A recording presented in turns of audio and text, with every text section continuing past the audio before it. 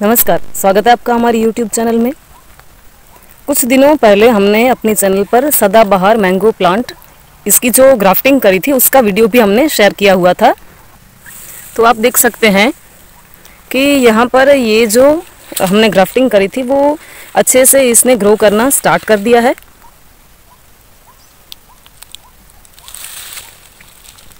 और इसी के साथ यहाँ पर आप देख सकते हैं ये जो दूसरी ग्राफ्टिंग हमने लगाई थी वो सक्सेस नहीं हुई है। तो ये जो ग्राफ्टिंग खराब होने का जो कारण है, कौन कौन सी बाबतों के कारण ये ग्राफ्टिंग खराब हो सकती है, उसकी हम कभी और चर्चा करेंगे। आज हम बात करेंगे कि जब ये शाखा है ग्राफ्टिंग सही से जब ग्रो करना स्टार्ट कर देती है तो उसके बाद हमें जो मुख्य 2-3 बाबतें हैं उसका हमें ध्यान रखना चाहिए। इसके बारे में आज हम बात करेंगे। तो आप देख सकते हैं ये जो पूरा का पूरा मैंगो प्लांट है। तो यहाँ पर हमने 2 शाखाएं सदाबहार की लगाई थी। सोचा था दोनों ही सक्सेस हो जाएंगी तो अच्छा रहेगा, लेकिन अगर नहीं हुआ तो ठीक है। अब क्या करना है कि सबसे पहले जो ये ग्राफ्टेड शाखा थी जो कि खराब हो चुकी है, इसकी जो शाखा है इसी को हम यहाँ से कट लगाएंगे।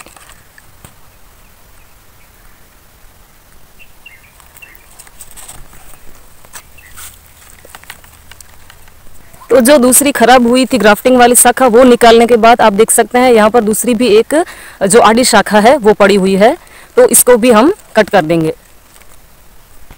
तो कुछ इस तरीके से हमने जो इसमें टेढ़ी शाखाएं थी वो सारी की सारी निकाल दी है, क्योंकि ये जो आड़ा इसका जो फुटाव था उसकी जो ग्रोथ थी वो अगर रुक जाएगी तो सीधे सीधा पोषण इस शाखा को, यानी कि हमारी जो ग्राफ्टिंग है सदाबहार की, तो इसको वृद्धि मिलेगी और जो पूरा का पूरा इसका ग्रोथ है वो इस शाखा पर आकर स्टार्ट हो जाएगा ग्रो करना। दूसरा जो कि हमने यहाँ से आप देख सकते हैं कि शाखाएं हटाई थी उस पर हम गाय का ताज़ा गोबर लगा देंगे ताकि इस पर कोई भी प्रकार के फंगस ना लगे। गाय का गोबर एक तरीके का एंटी फंगस होता है जो कि फंगस प्लांट को नहीं लगने देता। और इसके अलावा जो पुरानी पत्तियां हैं, बेल इत्यादि इस पे जो लगे हुए हैं प्लांट पर, वो भी हम हटा देंगे।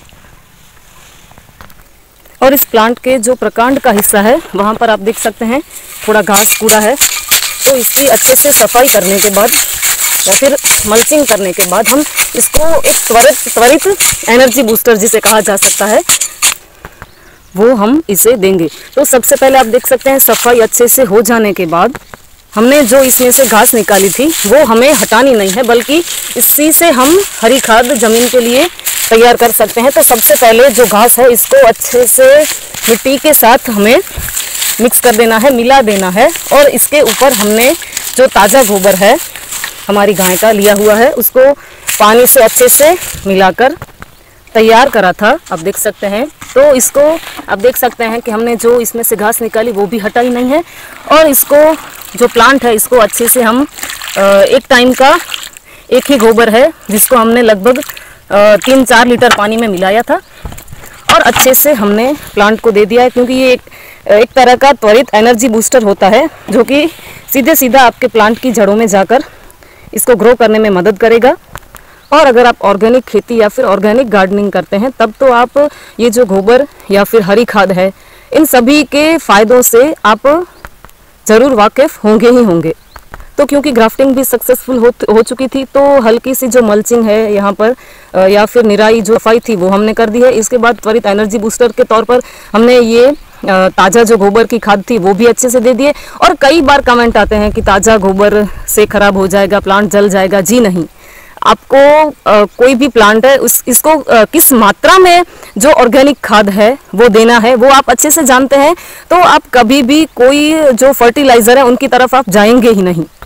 मैं कई बार कई वीडियोस में देखती हूँ कि 1 चम्मच ये फर्टिलाइज़र यूज़ कर लीजिए, पौधा वैसे भर जाएगा, पत्ते ऐसे आ जाएंगे, ग्रो ऐसे हो जाएगा। तो ऐसा कैसे हो सकता है? आपको दिन भर जो खुराक की मात्रा की जो ज़रूरत होगी वो क्या सिर्फ 1 चम्मच में चल जाएगा? हम पूरा दिन भोजन लेते हैं और कोई आपको कह दे कि 1 चम्मच ले लीजिए और आपका शरीर अच्छे से चलना स्टार्ट कर देगा। तो ये थोड़ी बातें कुछ अलग है। और इसी के कारण अंधाधुंध फर्टिलाइजर और केमिकल्स के यूज के कारण ही हमारी जो भूमि की उर्वरक क्षमता है वो धीरे धीरे इतनी खराब होती जाती है कि, और अगर एक बार जो फर्टिलाइजर की आदत लग गई तो फिर तो हमें यूज करना ही करना है, क्योंकि इसके अलावा हमारे पास कोई ऑप्शन ही नहीं रहेगा। तो जब भी ऑर्गेनिक खाद देनी है, किस फॉर्म में देनी है, किस समय पर देनी है, कितनी मात्रा में देनी है, अगर इन सभी चीज़ों की आपको अच्छे से समझ होगी तो आपको लगभग फर्टिलाइजर, जो केमिकल फर्टिलाइजर हैं, उनकी जो खपत है उससे आप धीरे धीरे बचते जाएंगे। तो आज की ये वीडियो आपको कैसी लगी प्लीज़ हमें कमेंट करके बताएं। अगर वीडियोस अच्छी लगती हैं तो ज़्यादा से ज़्यादा शेयर करें, लाइक